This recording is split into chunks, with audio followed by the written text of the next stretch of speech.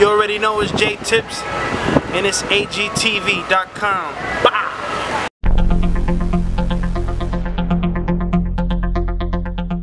What I had did for the cover of HypeBeast, I had worked with this dude that I knew from around my way on Instagram. Is Jordan Dad. He's sick. He's like a sneaker art dude, and he's ill.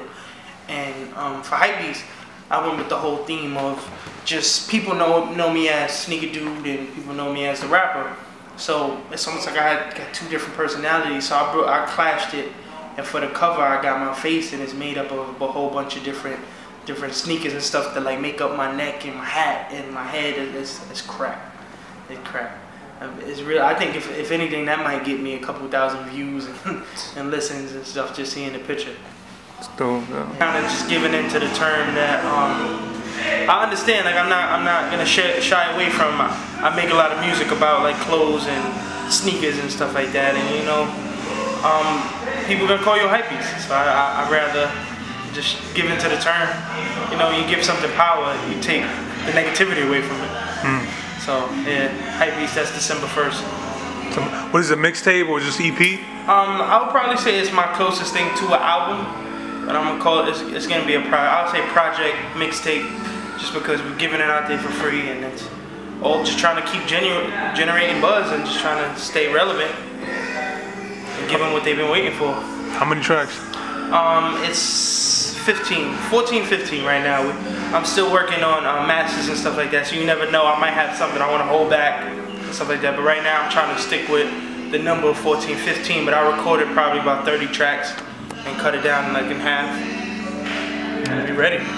What's the couple songs that you feel like is gonna be like, yo, who the fuck who's this dude J Tips? Like the big dog is gonna be like, yo, who the fuck is this dude? You know what I mean? Now I gotta I think always my strong point is I tell stories, and anyone who's real familiar with my music, they know that I tell a lot of stories about my experiences and stuff like that. So on the project, I got a couple joints where I go into detail about just where I've been, where's my life been over the last 15, 16 months, where the mixtape go. And a lot of times when people relate, I think it's gonna really hit. But I got a song called Not the Same, where it's basically talking about people who think they just the same as you because maybe they might be walking around with a camera around their neck, or they got the same hoodie as you or something like that. They're like, oh, that's like they feel like they can recognize with you, but it's like real, like not to quote Meek Mill, but it's real levels to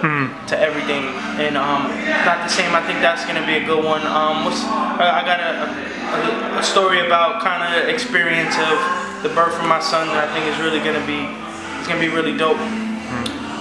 There's a couple of them, man. It's hard for me to name because, especially off the last project, the joints that I thought people would be excited for, they was excited for other ones. So I just think I take so much pride in a body of work. I think people are just gonna accept it all together and just be really happy with it. Yeah. So can't wait. You just had a son, right? Yeah, I just had a son. Yeah. Yo, when that happened, were you like, damn, I gotta stop this rapping shit and get more on? Nah, not even. If anything, it just I already put myself on such a high pedestal and always having pessimistic views about me. I've always was, if this video doesn't resonate with people and if they don't like it, it's over for me. I'm never gonna get my break. I'm never gonna be respected the way I want to be respected. And I just think as soon as my son was born, I was more like, it's now or never. If I don't give them 1000%, it's probably a wrap for me. And I shouldn't think like that. I should always be positive. But I just think it's just added pressure. Because now I gotta put food on the table. I'm no longer providing for one, I'm providing for three. So it's definitely, but I'm not giving up for nothing, man. He asked me, he was like, yo, I thought you was gonna quit. You having a kid, I thought you was gonna quit. Yeah, I thought you were gonna quit because you having a son. I mean, that's a big thing. Yeah, it's crazy. And it's almost like coming up, especially in New York City, the added pressures and the expectation is just so large, and us artists is just not respected at all in New York City. Like you tell somebody you rap and it's almost like, alright, what else do you do? Can you pat your head and rub your belly? Like it's really frowned upon, and going into knowing that I was gonna have a child is just it was just like, what else obstacle can be thrown in front of me? Because like we was talking about off camera, he's like, yo, I done did so many interviews and I done did so much shows and shit like that. When does that breaking point happen? And you just don't know. And it's like I've stopped working for music.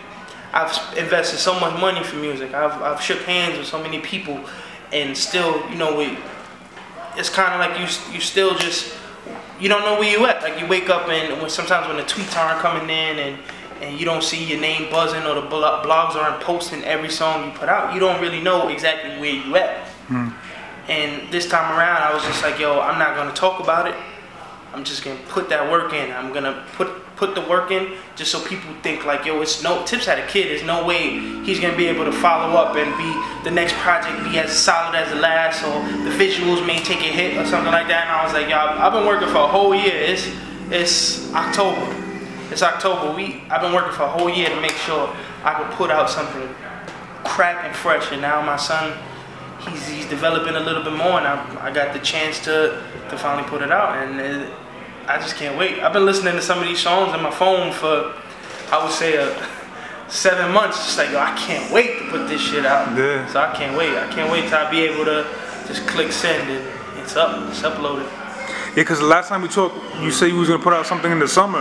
Yeah. And I was like, yo, nothing came out in the summer. I was like, yo, maybe the dude, you know what I mean? Yeah, and I had an article, I had put out something for my birthday. Every year, I try to put out a song for my birthday. And I put out a song for my birthday, and the source, that was the first time I had announced the name of the project. I was like, HypeBeast, and they said it was going to come out this summer, and it just did it. And it needed a little bit more seasoning.